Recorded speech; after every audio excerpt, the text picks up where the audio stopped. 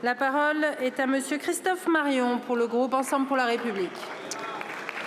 Merci Madame la Présidente. Ma question s'adresse au ministre de l'Europe et des Affaires étrangères. Monsieur le ministre, comme président du groupe d'amitié avec le Soudan, je dois vous avouer ma colère et ma honte aussi, parce que nous n'écoutons pas les souffrances, les cris des Soudanais qui sont confrontés à ce que l'ONU qualifie de pire crise humanitaire et de déplacement au monde. Chers collègues, nous sommes profondément touchés, à raison, par les drames ukrainiens ou gazaouis, mais celui vécu par les civils soudanais semble ne pas nous atteindre. Pourtant, plus de 150 000 morts, 13 millions de déplacés, 12 millions de femmes et filles exposées aux violences sexuelles, des pratiques génocidaires au Darfour et 25 millions d'humains menacés par la famine. Le Soudan est-il trop loin? Jugeons-nous ce conflit trop complexe? Quelles que soient nos raisons, rien ne justifie notre indifférence politique et médiatique.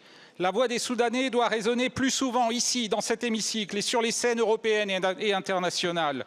La dignité nous impose de faire mieux pour permettre l'acheminement de l'aide humanitaire dont l'accès s'est encore détérioré, pour faire appliquer l'embargo sur les armes en pesant sur les acteurs extérieurs au conflit comme les Émirats arabes unis et enfin pour accueillir dignement les réfugiés les plus fragiles. La participation de la France aux conférences internationales sur le Soudan est évidemment précieuse, mais son action diplomatique mériterait d'être renforcée et peut-être même repensée.